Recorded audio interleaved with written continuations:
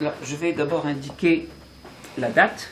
On est le lundi 12 mai 2003 et on va commencer tout simplement par d'où tu viens, quels sont tes parents. Alors, commençons par la famille Stambouli. Alors, la famille Stambouli est originaire de Damas. Oui. Et voilà un livre que tu as ici, qui a été publié par l'American University du Caire, Oui. et qui indique en première page justement la maison Stambouli, À Damas. à Damas. D'accord. Mais vous étiez une famille connue alors. Ah oui, c'était une des principales familles connues du quartier juif de Damas. Ah. Et la famille s'appelait à l'époque... Alors cette maison a été construite aux environs des années 1850-60, par là. Parle de Et en 1840, la famille, le quartier juif de Damas a été bouleversé par une histoire qui est devenue une histoire historique à l'échelle européenne. Et les principales familles juives ont été accusées d'avoir commis un crime rituel Ah oui, je suis au courant. en 1840 Oui. contre un prêtre et le serviteur du prêtre, qui ont été accusés, qui ont disparu dans le quartier juif. Et les principales familles juives du quartier, à l'époque, avaient été accusées d'avoir commis un crime rituel à la veille de Pâques à l'encontre de ce prêtre et de son serviteur. Le principal instigateur de cette affaire était un consul de France à Damas, qui était d'origine sarde, de Sardaigne. Donc il n'était même pas français, mais enfin, à l'époque, ça n'avait pas beaucoup d'importance. Oui. Mais enfin, il était consul de France à Damas. Et c'est lui qui a incité le pacha gouverneur de Damas, qui était Chérif Pacha, un des pachas attachés à la famille Mohammed Ali du Caire. Donc c'était l'Égypte qui était responsable de l'occupation de la ville par les troupes égyptiennes à l'époque. Et le gouverneur a ordonné l'arrestation et la mise à la question, c'est-à-dire la torture, des représentants des 7 principales familles, qui étaient les familles Lévi, qu'on a appelé Lévi Stambouli par la suite, je t'expliquerai pourquoi. Puis la famille Farhi, la famille Lignado, qui était la famille originaire de ma mère, la famille Pizzotto, etc. Enfin, il y en avait 7 comme ça. Et ils ont été persécutés, condamnés torturés, condamnés à mort, et ils allaient être pendus. Quand la question de cette persécution s'est répandue en Europe, on ne sait plus très bien comment, quelqu'un avait écrit, enfin c'est passé de bouche à oreille, et c'est arrivé jusqu'à Crémieux, qui est un célèbre avocat qui était installé à Paris, qui a pris l'affaire en main et qui a décidé de plaider la cause de ces gens-là et de dire que c'était un scandale en plein 19e siècle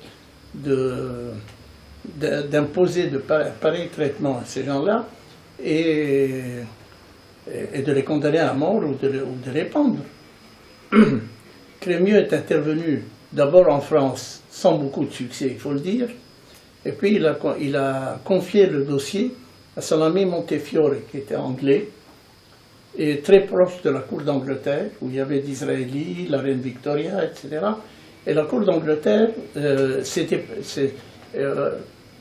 a patronné toute la campagne qui a été menée pour essayer de sauver ces juges. Intervention auprès de la Sublime Porte, c'est-à-dire du sultan de Turquie, envoi de missions en Égypte, envoi de missions à Damas, etc. Et on a réussi finalement, pour ne pas trop perdre de temps là-dessus, on a réussi à les sauver. On a réussi à les sauver et c'est ainsi que mon aïeul a pu survivre et est devenu un des héros de cette saga. Le dossier se trouve aujourd'hui encore au Quai d'Orsay à Paris. Pour tout dire, il a été classé secret défense avec interdiction de le communiquer à qui que ce soit pour la défense des intérêts dits français en Orient, jusqu'à vers 1890, quand il y a eu une loi voté à l'instigation de Mitterrand au Parlement français, ouvrant ces dossiers finalement à la connaissance du public. Et c'est ainsi que j'ai pu le consulter après 150 ans D'accord. Mais de secret. pourquoi avoir choisi le mot Stambouli plutôt qu'un Alors, autre? mon aïeul avait l'habitude, était prêteur, il manipulait l'argent, et il prêtait l'argent aux représentants du sultan de Turquie à Damas. Je comprends. C'était un genre de fermier général. Il D'accord. prêtait l'argent et puis il récupérait cet argent sur les taxes qu'on prélevait D'accord. sur Alors, les paysans. quel était, rapidement, le nom de jeune fille de ta mère? Ma mère s'appelait Lignado. Lignado. Lignado, Ta mère ça- s'appelait Laniado. Non, c'est pas la même chose. Ah, d'accord. Alors au Portugal, on m'a expliqué que Laniado Oui. vient du mot lana. Lana, c'est-à-dire la laine. Tandis que Lignado vient du mot lin. Ah. Alors, les Lignado travaillaient le lin. L-I-G-N ou L-I-N-I-A? L-I-N-I-A-D-O. N-I-A, vous? Oui. D'accord. Enfin, c'est une Peu importe, mais orthographe vous l'écriviez européenne. N-I-A. Voilà. D'accord. Tandis que les Laniado travaillaient la laine. Alors nous passons, Non. aux origines maintenant, enfin aux souvenirs scolaires, c'est-à-dire on va se reporter Nous aussi, passons loin, aussi loin que possible, Voilà. mais des souvenirs précis. Précis. Oui. Alors, moi, je suis né en 1923. Je suis né à Damas, dans cette maison, donc tu vois la photo ici, Oui. parce qu'elle était habitée à l'époque par mes grands-parents, les parents de ma mère. Et ma mère, en bonne fille, allait accoucher, c'est sa mère. Donc je suis né dans cette maison à Damas D'accord. par les soins d'une sage-femme, parce qu'on n'allait pas à l'hôpital. Est-ce que ces maisons, on les appelle comme celle de mon père à Alep, Hoche? On l'appelait Hoche. Parce que le Hoche, c'est-à-dire la cour. Oui, c'est un Voilà. domaine, ça correspond au mot C'est une domaine maison. en fait. C'est une grande maison C'est ça. avec un patio intérieur, voilà, avec un bassin. Elle est super. Le liwan qui est au fond, oui, c'est une maison. Alors les souvenirs absolument les plus anciens. Alors, les souvenirs les plus anciens au point de vue scolaire, alors, nous passons. Mais mon père avait décidé en 1918 d'émigrer en Égypte, c'est de quitter Damas. Il avait fait ses études chez les jésuites à Beyrouth. Pendant 8 ou 10 ans, comme il était extrêmement diable et qu'il n'y avait pas d'école à Damas, Oui. ma grand-mère, qui venait de perdre son mari, l'avait mis comme pensionnaire chez les jésuites à Beyrouth, D'accord. où il est resté 8 à 10 ans, je ne me rappelle plus exactement combien. Et après ses études, à la fin de la Première Guerre mondiale, il a décidé d'aller en Égypte, où l'activité économique était extrêmement prospère, il y avait beaucoup d'affaires, et il a commencé à s'installer là-bas. Il a fait ses études de droit à l'école française de droit, et est devenu avocat au tribunal mixte d'Égypte. Le tribunal mixte réglait les litiges entre étrangers et égyptiens. Voilà, on peut dire ça rapidement. Donc, ayant épousé ma mère en 1920, ils se sont installés au Caire. Donc, au Caire, dans le quartier Sakakini. Sakakini était un Français qui avait fait fortune à côté de Ferdinand de Lesseps sur le canal de Suez, en décidant d'apporter des chats pour faire fuir les rats qui mangeaient les provisions des ouvriers qui travaillaient sur le canal de Suez, Sakakini. Et il y a même un boulevard Sakakini à Marseille. Il y a un palais, ça. Et il y a un palais Sakakini au Caire, Ah, oui. au centre du Caire. Alors ce quartier était habité par la petite bourgeoisie égyptienne, d'origine plus ou moins étrangère, comme les Juifs en général. Et mes parents s'étaient installés là. Mais ma mère allait chaque été passer 2 ou 3 mois avec les enfants dans la maison paternelle à Damas. À Damas. Voilà, tandis Alors- que mon père restait au Caire. Mais des souvenirs précis maintenant de Alors- l'enfance. Vers 6-7 ans, mon père décide de me mettre à l'école, évidemment dans une école française, et comme il était élève des jésuites, il m'a amené chez les jésuites. Mais j'avais un voisin qui s'appelait Shem-Tov, André Shem-Tov. Ça me dit quelque chose ce nom-là. Oui, Shem-Tov, Mhm. c'est un nom hébraïque, mais en fait c'est un bon juif qui habitait l'appartement au-dessous de nous, Oui. et qui était mon copain de jeu. Oui. Alors, les parents d'André Shem-Tov avaient décidé de le mettre chez les frères des écoles chrétiennes. Oui. Et mon père préférait les jésuites où il avait fait lui-même ses études. Oui. Et c'était déjà un privilège que d'être admis chez les jésuites, qui était une école extrêmement élitiste, et on n'acceptait pas les gens, on n'acceptait pas n'importe qui. Mais je m'étais rebellé et j'avais dit que je voulais absolument aller dans la même école qu'André. Donc mon père a cédé et il m'a dit, bon, on va te mettre chez les frères. Donc j'ai été élève des frères des écoles chrétiennes depuis les premières classes jusqu'à la fin du bac. C'est de 1900, en gros 1928, quelque chose comme ça, jusqu'à 1940. J'ai passé la deuxième partie du bac. Comment était l'atmosphère dans une école comme celle-là? L'école des frères, comme les écoles religieuses françaises, il faut comprendre le système égyptien. Le système égyptien, c'est que les Anglais qui dominaient l'Égypte ne voulaient surtout pas que les Égyptiens s'instruisent. Donc pour les Anglais, il suffisait d'avoir des petites écoles où on pouvait former des Égyptiens pour être les petits fonctionnaires. Les écoles élitistes devaient former les cadres supérieurs de la nation. Très peu d'Anglais, très peu d'Égyptiens, très peu d'écoles, et la place était libre pour les écoles françaises, qui depuis l'arrivée de Bonaparte, enfin pour ne pas faire l'histoire trop longue, s'étaient installées en Égypte, et les écoles françaises formaient ce qu'on appelle les cadres de la classe moyenne. Donc c'était typiquement le genre de famille que nous représentions en Égypte.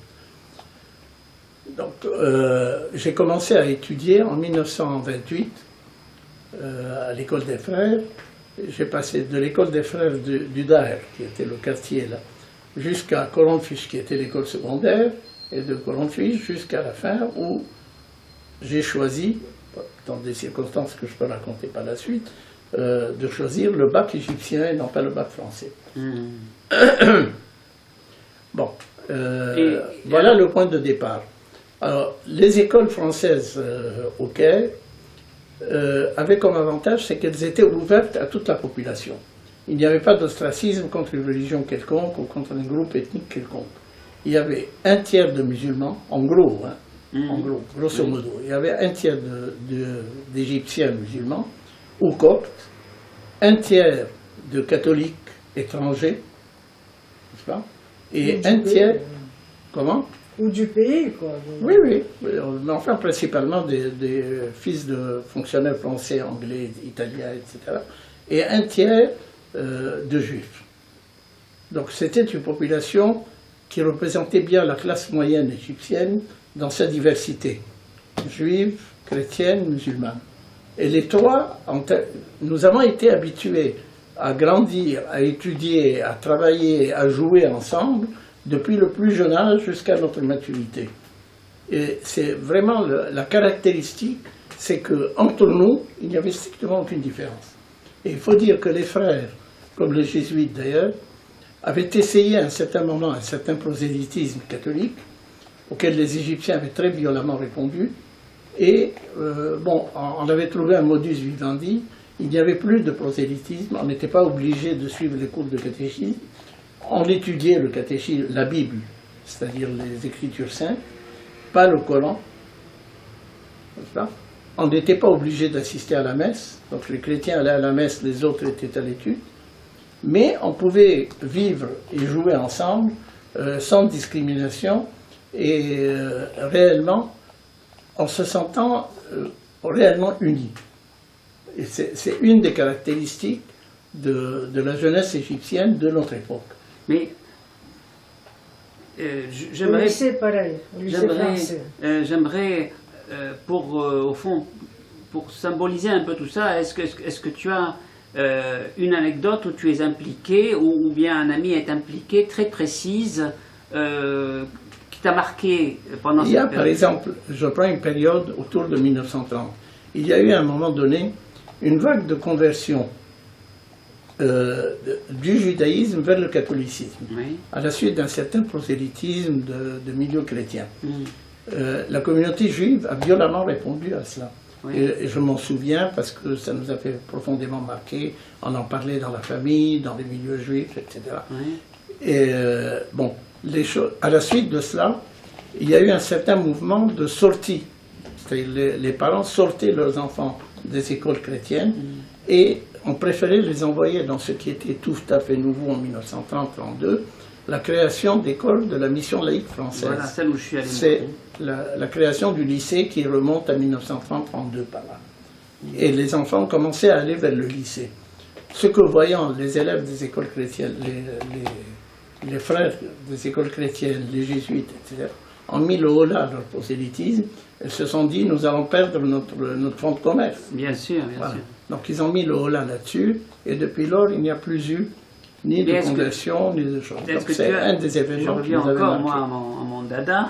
Ouais. Est-ce que tu as des souvenirs en classe, en revenant en arrière, est-ce que tu te vois, je sais pas, à 15 ans, à 12 ans, à 13 ans, à 11 ans, en classe avec le professeur, où il était le professeur, comment il parlait, Nous avions des profs. Nos profs, par exemple, étaient soit religieux, c'était des frères des écoles chrétiennes qui étaient en soutane, n'est-ce pas, et qui nous enseignaient en général les matières principales.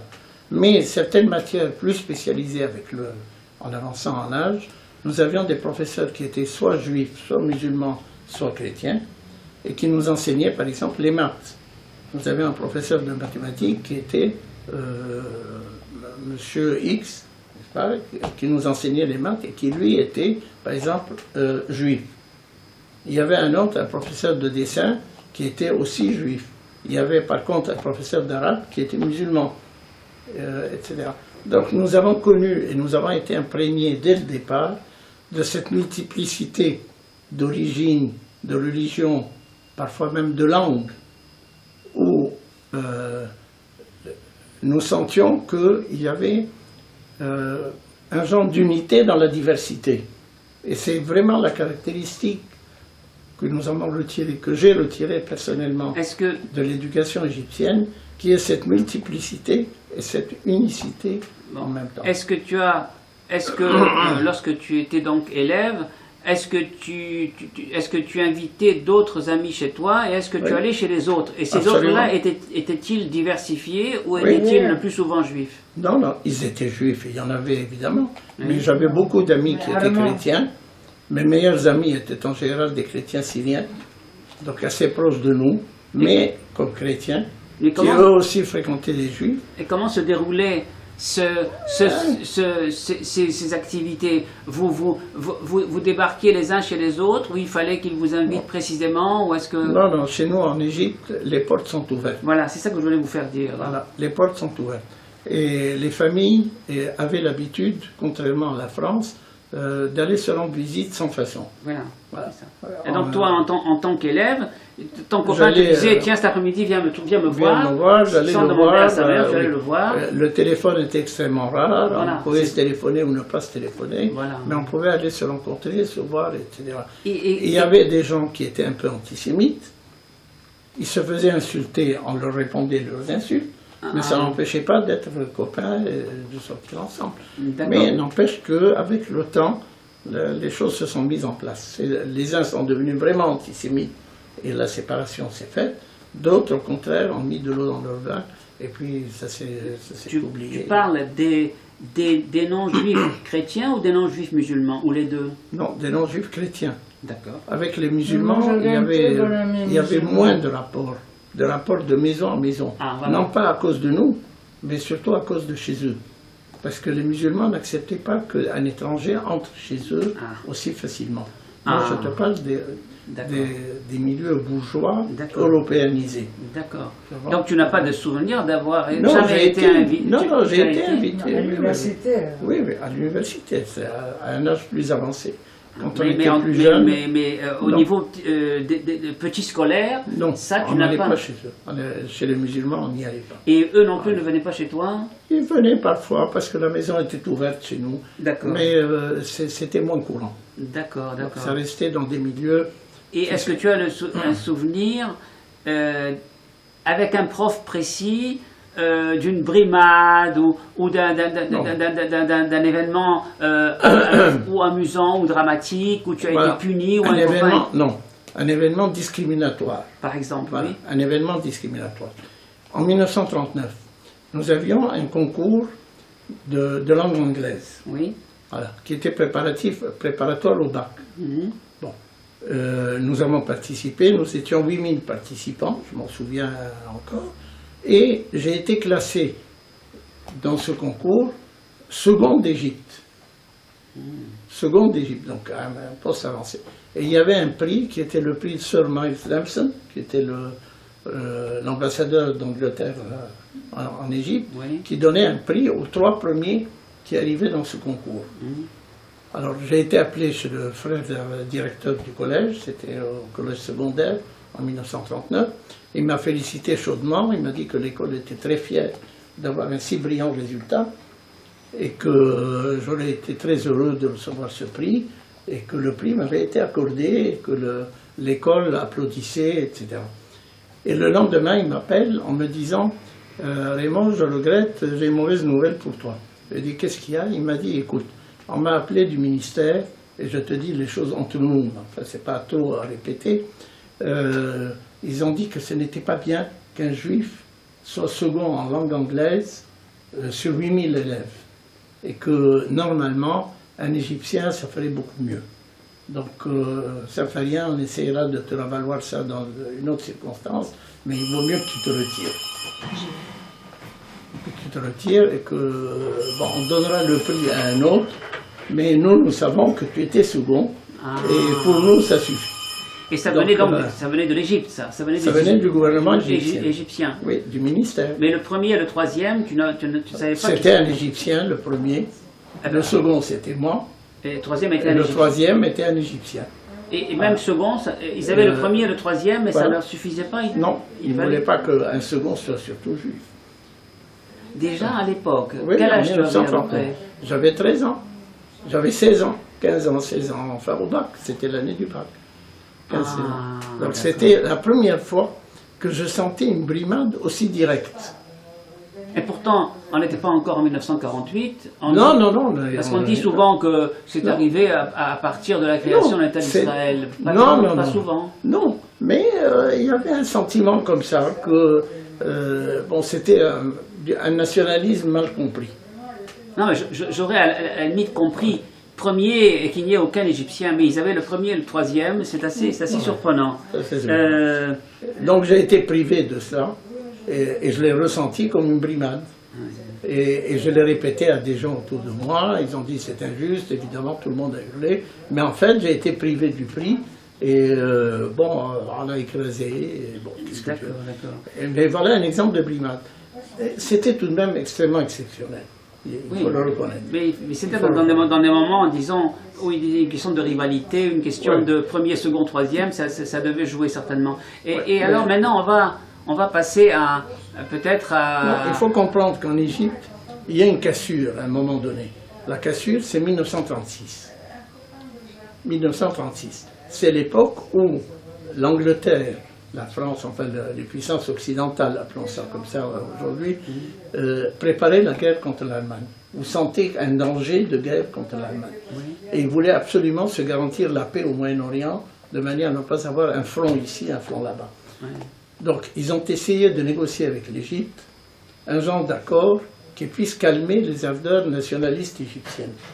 Et on a discuté à Montreux, en Suisse, avec le gouvernement égyptien qui était présidé par Nahas Pacha, et on a signé un accord entre Anthony Eden, qui était ministre des Affaires étrangères d'Angleterre, et Nahas Pacha, Premier ministre d'Égypte, les accords qu'on appelait les accords de Montreux, par lesquels l'Angleterre promettait que dans les 12 ans à venir, c'est-à-dire en 48, de 36 à 48, l'Égypte deviendrait totalement indépendante, les troupes anglaises quitteraient l'Égypte, et que l'Égypte deviendrait un État souverain et indépendant entièrement, et non pas à moitié comme c'était le cas avant, puisque formellement l'Égypte était indépendante, mais en fait elle était occupée par les Anglais.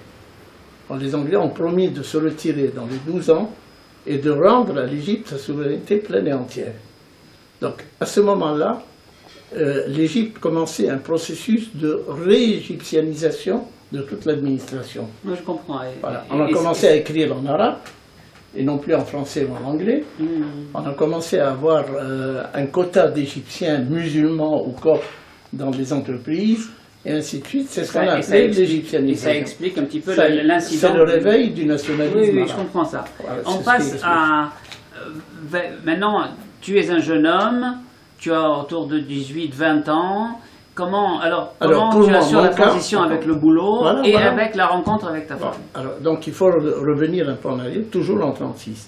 En 1936, mon père m'appelle et me dit, Raymond, il y a un événement important en Égypte, c'est l'Égypte devient indépendante.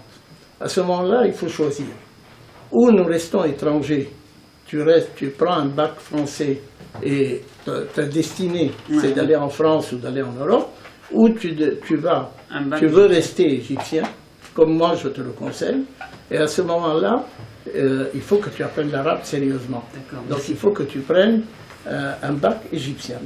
Et il faut que tu passes du bac français que je suivais normalement, parce que tout le monde suivait le bac français, et que tu prennes le bac égyptien, tout en gardant une bonne connaissance du français, tu apprendras bien l'arabe, et à ce moment-là, tu auras ta place ici.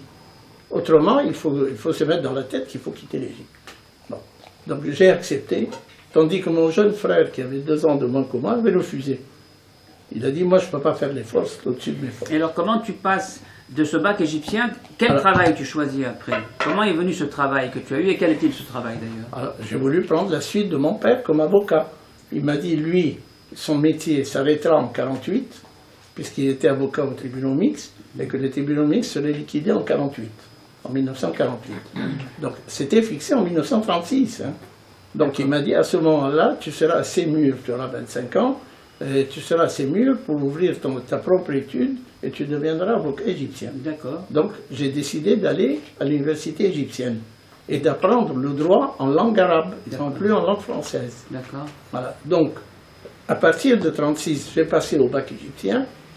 J'en ai bavé, parce que pour apprendre l'arabe à partir de 13 ans, et non pas à partir de 6 ans, il fallait rattraper 7 ans d'un coup. Évidemment, au début, j'étais complètement perdu. Petit à petit, j'ai rattrapé. Je n'ai redoublé aucune année. Je suis arrivé au bout. J'ai eu mon bac égyptien, donc en langue arabe, et puis je suis entré à l'université égyptienne du Caire, à la faculté de droit. Donc j'ai étudié mon droit en langue arabe pendant 6 ans. J'ai été jusqu'au doctorat. Nous étions très peu de juifs à suivre ces voies. Il y en avait, par exemple, à la faculté de droit, il n'y en avait pas plus d'1 ou 2 par classe d'âge. C'est vrai que j'ai entendu assez peu de cas d'avocats. Alors, dans mon cas, il y a eu moi et la famille Hazan. La famille Hazan, H-A-Z-A-N. Ah, mais j'ai connu un Édouard Hazan. Édouard Hazan, le loup, qui a étudié en même temps que moi. Il n'avait pas un fils qui s'appelle Jean-Pierre? Je ne sais plus. Et qui, lui, est devenu professeur à l'université, à la faculté de droit du Caire, et renvoyé en 1956. Mais nous étions deux, et la classe comprenait plusieurs milliers d'élèves. Je ne me rappelle plus combien, 2, 3 000. Non, pas beaucoup. Non, ma classe, c'était 800. Oui, 800 élèves. Nous étions 800 élèves en première année. Et alors, à la fin de tes études, tu ouvres un cabinet d'avocat? Non, attends, nous ne sommes pas là. Mais ça indique la voie que j'ai suivie. Alors, d'autres juifs ont suivi la même voie, mais par exemple en polytechnique, comme mon ami Elie Sion, qui est devenu polytechnicien, ingénieur polytechnicien formé en Égypte, en langue arabe et en langue anglaise. Il s'appelle comment? Sion, S-I-O-N. Je connais un Léon Sion. Bon, c'est peut-être la même famille. Enfin, Elie Sion, qui est actuellement en Suisse, et qui a étudié, nous étions ensemble jusqu'à l'âge de 16 ans, puis lui a fait Polytechnique et moi j'ai fait le droit. D'accord. Voilà. Il y en a qui ont fait architecte. Il y en a d'autres qui ont fait, par exemple, la médecine. D'accord. Ils ont été en médecine, et ainsi de suite, d'autres ont fait l'architecte, les entreprises de construction, etc. Mais c'était les deux voies principales. À partir de 1936, les gens ont dit, pour nous, l'Égypte était un pays de cocagne, c'était un pays où on gagnait très facilement sa vie. Oui.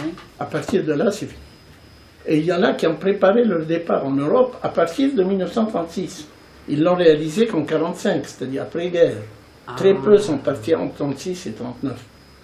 Mais à partir de 1945, où ce processus d'égyptianisation s'est accentué, tu comprends? Et ils ont commencé, en 1945, la vague était telle qu'il n'y avait vraiment plus de place, et ça s'est senti très vite, pour ceux qui ne connaissaient pas l'arabe, qui n'avaient pas la culture arabe, qui n'avaient pas la formation arabe suffisante pour pouvoir vivre en Égypte. Mais Je voudrais, là, ton tableau est magnifique, mais il est trop historique. Je voudrais maintenant que tu pointes des choses beaucoup plus d'ordre plus émotionnel et plus, par exemple, comment as-tu rencontré ton épouse? Attends. Non, ça y est, mais Avant ça, en 1900, il faut bien comprendre l'État. Qu'est-ce que c'était que la communauté juive en Égypte?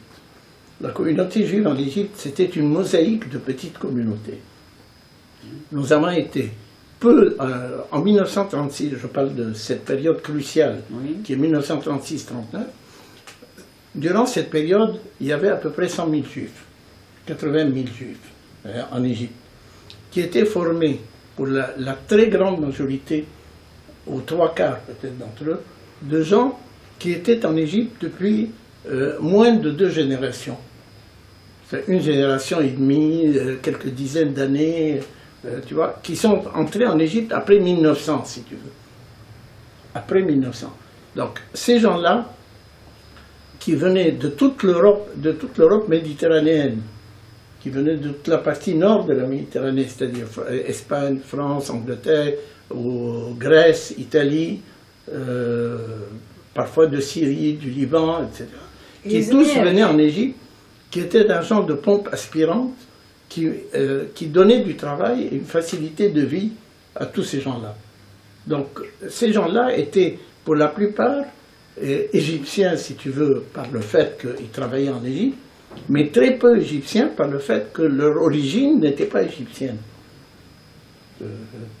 Tu me suis? Oui. Donc, la plupart de ces gens-là se sont trouvés pris à contre-pied, si tu veux, en 1936, où subitement on leur dit « il faut que vous deveniez égyptiens ». Leurs enfants étaient préparés pour ça, puisqu'ils étaient à l'école, ils parlaient l'arabe normal dans la rue. En prévision, on étudiait l'arabe. Et petit à petit, ils avaient commencé à étudier l'arabe. Donc leurs enfants étaient attachés à l'Égypte, les parents étaient complètement dépassés. Et ce sont ces gens-là qui ont commencé à dire, est-ce qu'il n'est pas temps de dire à nos enfants, l'Égypte n'est plus un pays de cocagne, il faut que vous travailliez, que vous accrochiez, que vous viviez la même vie que les Égyptiens, ou bien est-ce qu'il faut quitter? Il y en a, certains ont dit nous allons quitter, d'autres ont dit nous allons rester. Et il y en avait beaucoup qui, malgré le fait qu'ils étaient en Égypte depuis 30, 40, 50 ans, ne parlaient même pas l'arabe. Ou ils parlaient un arabe complètement pidgin, comme on dit en anglais. Un arabe complètement cassé qui ne correspondait plus à rien. Et ces gens-là se sont trouvés réellement pris à contre-pied. Et ont été obligés, dès 1945, à chercher fortune ailleurs.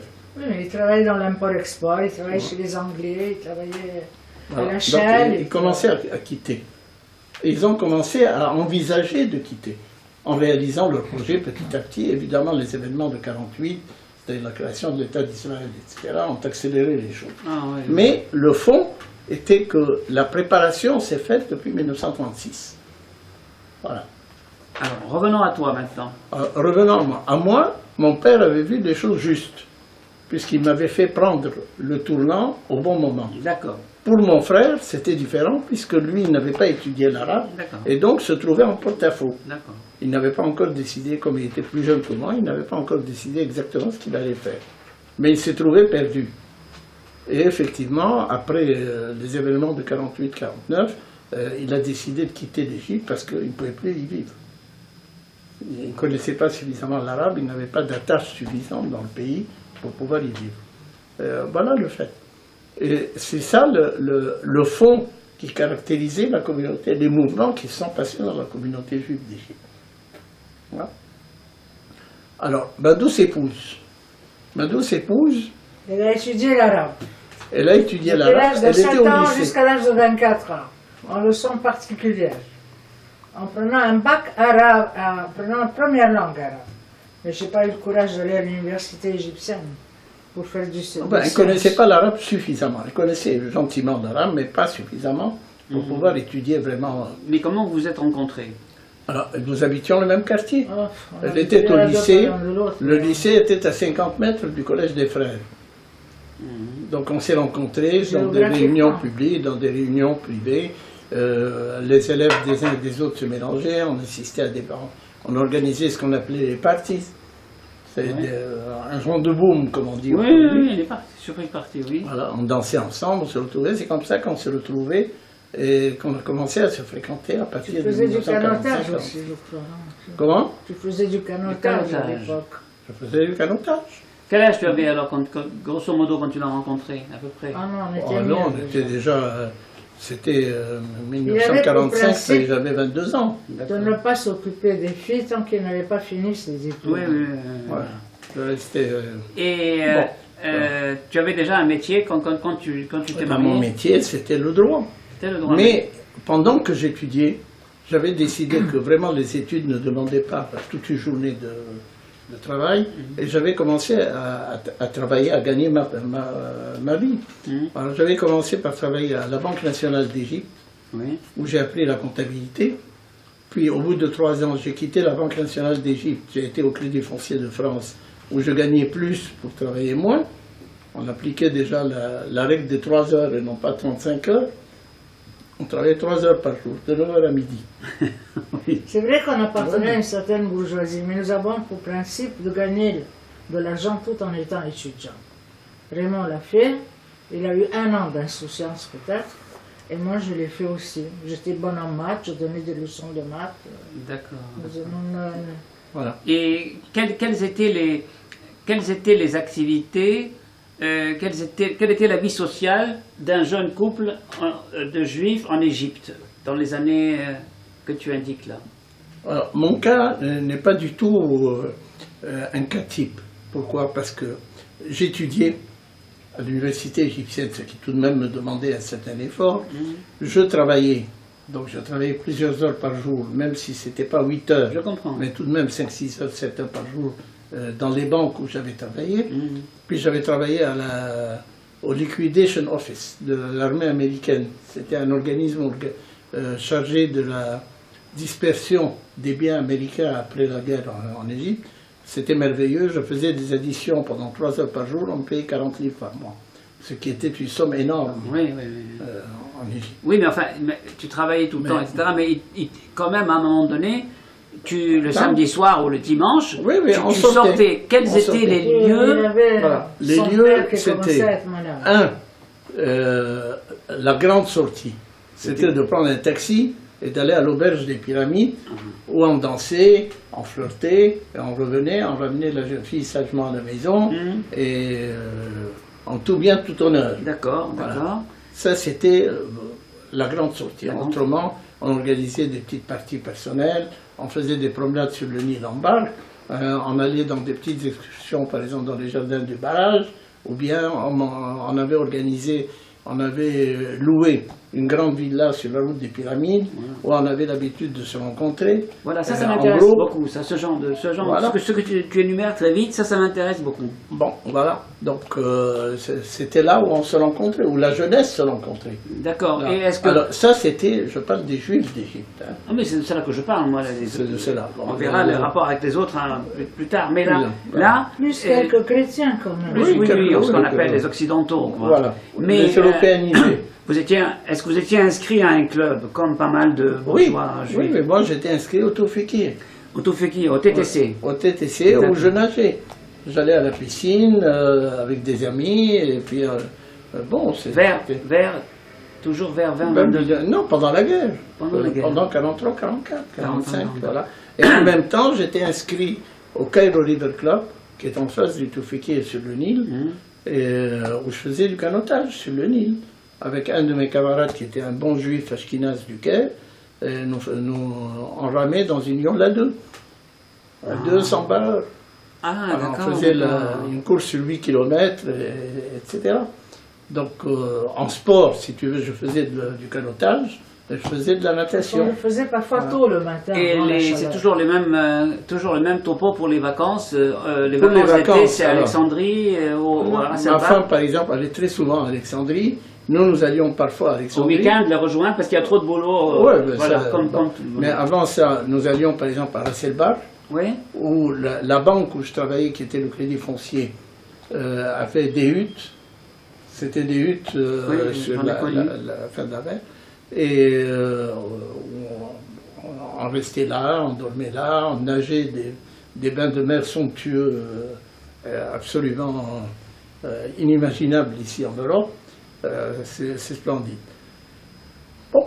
Mais nous, notre famille, en particulier, aimait, pour les raisons que je t'ai expliquées, nous allions chaque été en Syrie. Nous allions en Syrie, en visiter mais nos parents. vous êtes Damas. Damas. Vous n'êtes pas Alep, comme on dit. Non. La grande rivale, alors. La grande rivale. Damas, c'était l'aristocratie de l'intelligence syrienne. Et nous allions à Damas chez mes grands-parents. Alors que Alep, c'était la grande rivale commerciale. Commerciale. Voilà, c'est ça. Voilà. Et de Damas, on restait à peu près 2-3 semaines. Puis après, on allait à la montagne au Liban. Hamdoun, Sofar, Zahle, Ali, Faroura, Hammana, etc. Enfin, tous ces coins-là, nous passions 1 mois ou 2 au Liban, puis on retournait à Damas pour les fêtes de Rosh Hashanah, et puis on rentrait en Égypte en général de l'année septembre. Vous étiez dans une famille où on fêtait de manière assez religieuse les fêtes, ou bien semi-religieuse? Semi-religieuse. Mais on faisait Pâques, on faisait un minimum. Voilà. Mes grands-parents, eux, étaient religieux à la maison, à Damas, on respectait la prière. J'avais mon cousin qui mettait le téphilim chaque matin, etc. Mon père, lui, après 10 ans d'école jésuite, n'est-ce pas, il pouvait difficilement être très porté sur la religion juive, mais enfin, il respectait, mettons en gros. Mais, alors tu m'as dit, on va parler politique. Alors, en quelle année as-tu découvert ça? Bah, où la politique m'a découvert. Alors, moi, mon parcours a été celui-ci. Pendant la guerre a été pour nous une révélation. D'abord parce que j'ai eu 13 ans au moment de la déclaration de la guerre. C'est 1936, j'avais 13 ans. De 36 à 39, où nous allions au Liban chaque année, j'avais commencé déjà, entre 16 et 19 ans, à commencer déjà à voir, d'essayer d'ouvrir les yeux sur ce qui se passait en Europe.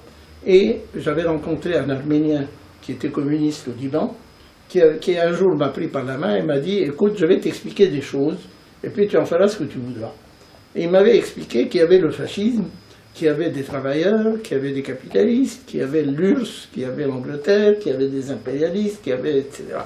Tout ça était très mélangé dans ma tête, mais tout de même, j'avais remarqué des choses qui étaient absolument étonnantes. En 1939, par exemple, nous étions encore à Beyrouth, quand éclate la guerre. Septembre 1939. Mais dès le mois de juillet-août, on voit débarquer des troupes françaises, ayant à leur tête le général Weygand, qui viennent à Beyrouth et qui commencent à recruter des chasseurs alpins libanais, sur le modèle des chasseurs alpins français. Et innocemment, dans la rue, on demandait aux soldats, mais vous venez au Liban, pourquoi faire? La guerre, c'est avec l'Allemagne, c'est là-haut. Qu'est-ce que vous venez faire ici? Il dit, mais ici, nous préparons l'invasion du Caucase. Nous allons récupérer les pétroles qui appartenaient aux Rothschild. Et nous allons au Caucase. Et la France s'était mise d'accord avec la Turquie pour lui céder la province d'Alexandrette, qui était le pôle qui était syrien. Et elle l'a cédé, sans autorisation d'ailleurs, à la Turquie, pour avoir le droit de passage à travers la Turquie pour aller envahir le Caucase. Je dis, en fait, c'est une drôle d'histoire, parce que j'étais très jeune. En 1939, j'avais exactement 16 ans. Mais je trouvais tout à fait extraordinaire qu'on vienne au Liban préparer l'invasion du Caucase au moment où on déclarait la guerre à l'Allemagne qui avait envahi la Pologne. Tout ça, ça ne collait pas. Ça ne collait pas. Mais enfin, c'était ce que je voyais. Et les troupes françaises défilaient à Beyrouth, au son du clairon, avec Weygand à leur tête, et préparant l'invasion du Caucase via la Turquie. C'était ma première découverte, si tu veux, les premiers éléments de politique étrangère. J'ai une bande entière consacrée au Parti communiste à partir des souvenirs de Hillel Schwartz. Oui. Donc c'est pas nécessaire de revenir là-dessus. Je te dis là où j'ai commencé à penser politique. D'accord. Mais alors, moi ce qui m'intéresse, c'est évidemment, tu as dû être inculpé, tu as dû être emprisonné. Oui. Vers quelle année ça? Alors, pour moi, la politique en Égypte a commencé à s'éveiller en moi. J'ai commencé à m'intéresser sérieusement à la politique à travers l'université égyptienne. Alors, le grand moment a été en 1942. C'était l'Alamein, où je dois dire, et c'est très important de le souligner, qu'il n'y a jamais eu le moindre mouvement antisémite en 1942 à l'encontre des étudiants juifs qui étaient à l'université égyptienne. Et pourtant, l'Égypte flirtichonnait un peu avec Le l'Allemagne. palais. Le palais était plutôt pro-allemand. Le palais était pro-allemand. Voilà. Et on avait même arrêté quelques-uns, c'était la première fois dont on entendait parler, on avait arrêté quelques juifs accusés d'être des leaders communistes en Égypte, en 1942, qu'on a mis en prison pour préparer l'arrivée des Allemands en Égypte. C'était un cadeau que les Égyptiens préparaient à offrir aux troupes allemandes en arrivant en Égypte, parmi lesquels il y avait un certain gars qui s'appelait Henri Curiel, un gars qui s'appelait Sidney Salomon, un gars qui s'appelait Ezra Harari, qui étaient des juifs bien connus. Exact, c'est mon cousin. Oui. Et pour nous, c'était vraiment un coup de tonnerre dans un ciel bleu. Parce que qui imaginait qu'il y avait des juifs en Égypte qui étaient accusés d'être des leaders communistes et à ce point-là dangereux qu'on devait les arrêter à l'avance pour les offrir aux Allemands qui allaient arriver. Mais tu m'as dit que toi, tu as été également... Attends, non, moi, à ce moment-là, je ne faisais pas de politique. J'étais simplement élève à l'université. Et je dois témoigner qu'en 1942, à l'université égyptienne, il n'y a pas eu le moindre sentiment antisémite où personne ne m'a jamais dit pourquoi. Je passais mes examens, c'était en mai 1942. En mai 1942, je passais mes examens de deuxième année de droit et personne ne m'a dit mais pourquoi est-ce que tu passes tes examens, est-ce que tu n'as pas peur que les Allemands arrivent, etc. Ou bien on t'empêche de passer tes examens, ou bien parce que tu es juif, on te met à la porte. Jamais il n'y a eu le moindre incident à mon encontre, et je peux en témoigner personnellement. Et c'est vraiment, je le dis et je le répète, à l'honneur des Égyptiens de dire qu'à ce moment-là, ils n'ont rien fait. Je ne parle pas du palais. Le palais, le gouvernement, les hautes sphères, c'est autre chose. Mais à l'échelle de ce que j'ai vu, moi, à l'université, parmi mes camarades de classe, parmi mes professeurs, il n'y a jamais eu le moindre incident dont j'ai pu souffrir, où je peux dire j'ai été maltraité, ou j'ai été mal vu, ou j'ai passé normalement mes examens, j'ai réussi d'ailleurs, j'ai eu de bonnes notes, et j'ai passé en troisième année sans aucun problème.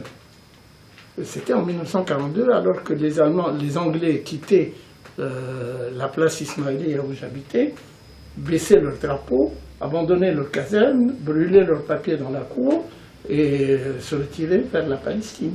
Passaient le canal de Suez en ouvrant la porte aux Allemands. Les Allemands ne sont pas venus, heureusement, par manque d'essence. Leurs troupes étaient arrêtées et n'ont pas pu passer, ou n'ont pas voulu passer, parce que la route était libre. Ils auraient pu passer en 42. De l'Allemagne L'Allemagne, oui. Ils auraient pu passer en arrivant, hein. Je ne dis pas par la suite, mais en mai-juin 42. Ah, tu ne parles pas de la bataille de l'Allemagne? Non, la bataille de l'Allemagne a eu lieu à la fin de l'année 42. D'accord. Mais ça, les Allemands sont arrivés via la Libye, après avoir pris Tobrouk. Ils sont arrivés à 80 km d'Alexandrie. Mon frère travaillait à la bourse d'Alexandrie à l'époque. Il m'a téléphoné, je me rappelle, j'étais employé à la Banque nationale. Il m'a téléphoné un matin à 10 h en me disant « Raymond, on vient d'arrêter le premier motocycliste allemand qui arrive de l'Alamein. Et on s'attend à ce que Rommel arrive ce soir ou demain ou plus tard. » Alors, je te donne l'information parce que je ne sais pas si je pourrais te parler après ça. 42. En mai-juin 42. Et je ne sais pas si je pourrais te parler après ça, je ne sais pas où je vais aller, et je vous conseille de vous mettre à l'abri dans la mesure où nous ne pouvions pas nous mettre à l'abri, mais il n'y avait rien à faire.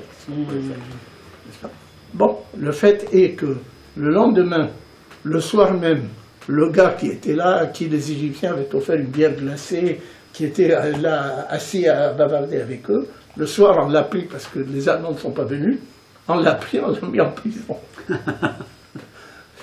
Mais les Anglais avaient quitté Alexandrie, il n'y avait plus de troupes égyptiennes, de troupes anglaises en Égypte à la fin de mai-juin 1942. Ils étaient sur le canal de Suez et se préparaient même à aller en Palestine. Et Rommel n'est pas arrivé parce qu'il a décidé qu'il ne pouvait pas prendre le risque d'envoyer ses troupes en Égypte alors que les tanks ne pouvaient pas suivre n'ayant pas d'essence. Voilà. Ça, c'est un témoignage de l'année 42. Alors, à quel moment tu as été, toi? J'ai commencé à m'intéresser à la politique l'année suivante, c'est-à-dire en 1943, à la suite de la victoire de Stalingrad. Alors, quand il y a eu c'est une chose énorme. Les gens qui n'ont pas vécu ça ne peuvent pas se rendre compte. Mais en 1943, pour la première fois, les troupes allemandes étaient battues. Il y avait plus de 500 000 prisonniers que la Russe avait fait. Une armée allemande avait été défaite. Un maréchal du Reich avait été fait prisonnier. C'était rendu aux Russes. Von Paulus. Et les Russes avaient remporté la première grande victoire historique sur les troupes allemandes d'une manière indiscutable, et Hitler avait dû reconnaître qu'effectivement l'Allemagne avait subi une défaite majeure à ce moment-là. C'est à ce moment-là que nous avons commencé, les jeunes intellectuels de l'époque, à nous dire « mais qu'est-ce que c'est que l'URSS ?» Et nous avons commencé à apporter des livres que j'achetais au Pakistan, par lettre. J'envoie l'argent, nous étions dans la zone de celle-là, on pouvait payer facilement, et je recevais des livres marxistes via le Pakistan à cette époque-là. Et j'ai commencé à lire, à me documenter, et à rencontrer des gens qui disaient qu'ils avaient un peu le même sentiment que moi. C'était au début un sentiment de curiosité vers ce qui était l'URSS. Qu'est-ce que c'était que l'URSS? Que l'URSS était différente des autres, et qu'il y avait quelque chose qui était une organisation sociale, chose dont j'ignorais le premier terme. Parce que ni chez les frères, évidemment, on ne parlait pas de politique ou d'organisation sociale, mais même à l'université égyptienne, il n'était pas question de nous enseigner la lutte des classes. Alors nous avions découvert quelque chose de tout à fait nouveau. Il y avait des classes sociales, il y avait une lutte de classe, il y avait un sens historique, il y avait le matérialisme, il y avait le matérialisme, etc. N'insistons pas parce que Hillel en a parlé beaucoup. Non, mais ce que je veux, moi, au moment où je veux savoir comment étaient les prisons, comment tu vivais en prison, ça m'intéresse. Je n'ai jamais été en prison. Ah, tu me dis que tu étais dans un camp. J'ai été interné. Pardon. Alors, qu'est-ce que c'est que ce camp-là? Ce camp, c'était Hakseb. À Hakseb, c'était un ancien camp de séjour des troupes américaines en Égypte. Donc c'était très simple, mais très confortable. C'est-à-dire, il y avait des murs en briques, il y avait un toit en tôle, n'est-ce pas? Mais il y avait une installation sanitaire qui marchait, il y avait de l'eau relativement en abondance, et une eau relativement propre, et un régime qui était plus ou moins supportable. Et la famille, je crois, j'ai entendu souvent que la famille vous apportait à manger régulièrement. Non, ils ne nous apportaient pas tous les jours. Non, pas tous les jours. Ils nous apportaient un jour. Non, ils nous apportaient une fois par mois, ou une fois chaque 2 semaines, mais nous avions fait un accord avec ce qu'on appelait le muta'ahid, c'est-à-dire le préposé à notre nourriture, où on lui donnait sa part de profit sur la somme qui lui était allouée, et il mettait à notre disposition la somme d'argent qu'il recevait. Et on le chargeait, tous les jours, il y avait l'un d'entre nous qui était chargé de lui faire la liste de marché. On dit, aujourd'hui, tu vas nous acheter 5 kilos de riz, 3 kilos de pâtes, 2 bouteilles d'huile. Mais qui les cuisinait? C'est nous. Ah. Nous-mêmes. Alors, il y avait parmi nous, par exemple, un grec qui s'appelait Périclès, qui était un génie de la cuisine de groupe, parce qu'il faut savoir cuisiner pour 50 personnes. Hein. Ouais.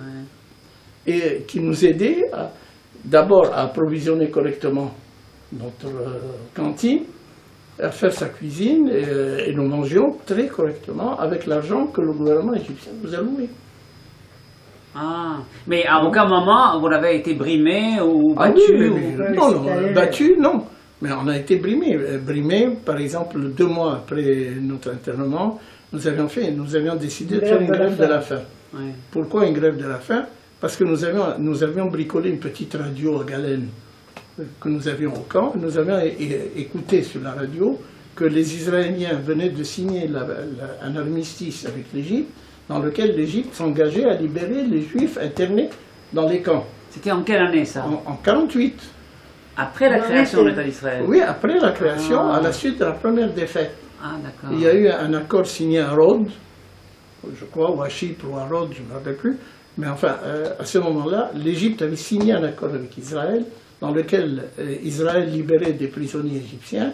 Et en contrepartie, l'Égypte s'était engagée à fermer les camps. Et elle n'a pas tenu son Elle engagement. n'a pas tenu son engagement. Et vous avez fait la grève de... Nous avons fait la grève de la faim, auquel les sionistes avaient refusé de se joindre. Ouais. Donc seuls les communistes l'ont fait. Les sionistes... Et vous étiez mélangés, communistes Ensemble, et sionistes. évidemment. Oui, on était dans la même. Et dans la comment même- copains.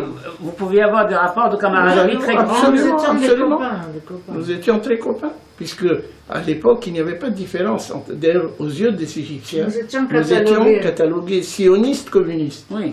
Pourquoi sionistes? Puisque nous avions accepté le plan de partage de l'ONU.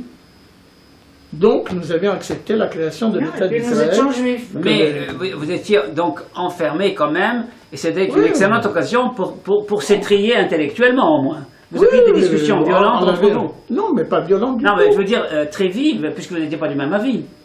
Avec les sionistes, on était en gros du même avis, puisque qu'est-ce Oui, que- mais enfin quand même. Partage. Non, non, mais d'accord, nous étions communistes, ils n'étaient pas communistes. Oui. Donc c'est ça le Mais il y avait des clivage. Non, mais Il y avait des même sur la sionistes de question gauche. juive, il y avait des nuances. Il y avait sur la question juive, mais pas sur la création de l'État J'ai compris, d'Israël. mais sur la question juive, vous Bon, n'aviez alors oui, bon, les uns étaient d'accord sur ceci, mais on n'était pas d'accord sur tout. Il y On avait était des d'accord sur sionistes de certaines gauche, il y avait choses. des Il y avait des sionistes de Et sionistes. gauche. tu n'as pas un souvenir amusant, croustillant d'une vive joute intellectuelle ou une bagarre intellectuelle entre Non, Non. pas tellement. Non, Non. non, non. Chez les femmes, L'important, nous avons fait c'était une table. que nous avions une certaine philosophie de l'approche de la politique, si tu veux, d'une manière générale. Bon, les communistes étaient de gauche, d'une certaine manière. Les sionistes, en général, étaient de droite. Mais il y avait des sionistes de gauche. Mais il y avait des sionistes de gauche, qui étaient très marxistes, qui étaient très proches, qui se différenciaient de nous, en ce sens qu'ils demandaient à tous les juifs du monde, chose qu'ils ne demandent plus aujourd'hui, mais à l'époque, D'aller en ils Israël. demandaient d'aller en Israël. Tu connais un sioniste notoire, un nom, Beaucoup. à l'époque? Plein d'amis. Ah, à l'époque, qui était interné avec était nous. interné, Il y avait les frères Bouznak, par exemple, qui étaient très connus. Bouznak. Bouznak. Ah, Bouznak, c'est les Bosniaques, Des Antibes, peut-être, C'est C'est les les juifs Bosniaques. bosniaques. des juifs bosniaques, Ah, mais oui. qui s'appelaient Bouznak et qui vivaient en Égypte. C'était des juifs d'Égypte. Ah, Ils étaient d'origine bosniaque, mais enfin, personne ne savait même que Ouais. c'était que Est-ce qu'il y bosniaque. avait une différence de mentalité avec les juifs ashkénazes? Ah oui, oui, oui, oui. Les juifs ashkénazes étaient beaucoup plus sionistes dans le vrai sens du terme. C'est-à-dire ceux qui demandaient aux juifs de toutes les communautés européennes vivant à l'Est, en gros à l'Est, dans le Yiddishland, on appelait le Yiddishland, Oui. d'aller en Israël. Et qui d'ailleurs, à peu près dans leur grande majorité, Ont ignoraient été. l'existence Ont même des juifs séfarades. Ah oui. Pour eux, nous n'étions pas des juifs. Mais bon, enfin, petit à petit, ça s'est arrangé. Et la rencontre avec Mich, tiens, tu as promis de me raconter Alors, l'épisode avec Mich. l'épisode Mich. Mich, je l'ai connu en 1946. 46. Il était plus jeune que toi ou plus Non, âgé que toi? il est nettement plus âgé, Plus âgé il a que toi, 7-8 ans de plus que moi. Oui. Il a Bon, connu Mich, je l'ai Mich. connu en 46, au mois de juillet 46, quand la police égyptienne a décidé d'arrêter tous les juifs qui étaient connus plus ou moins pour leurs activités dites politiques, et de nous mettre au commissariat pour passer le lendemain en revue, être passé en revue par les indicateurs de police, Qu'on qui connaisse pouvaient leur tête. ainsi connaître notre tête. C'est Parce tout. que pour eux, se retrouver dans les milieux juifs européens, De la c'était rue quelque chose Soliman d'absolument Pacha. bouleversant. Comment se retrouver là-dedans? Qui est qui? Voilà.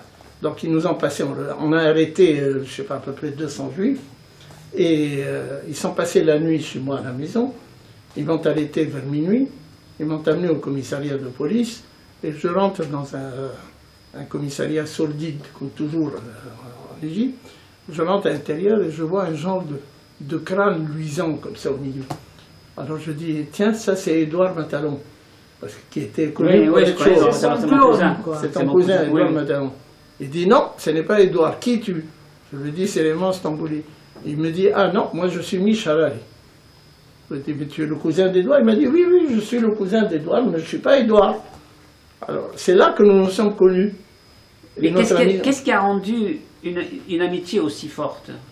Et le hasard et les sentiments, tu sais, il y a ce qu'on appelle des atomes crochus. Il y a des atomes crochus. Alors nous avons commencé à sympathiser ensemble, nous étions dans la même merde, si on peut dire, ensemble. Le lendemain, on a rencontré, je parlais l'arabe beaucoup mieux que lui,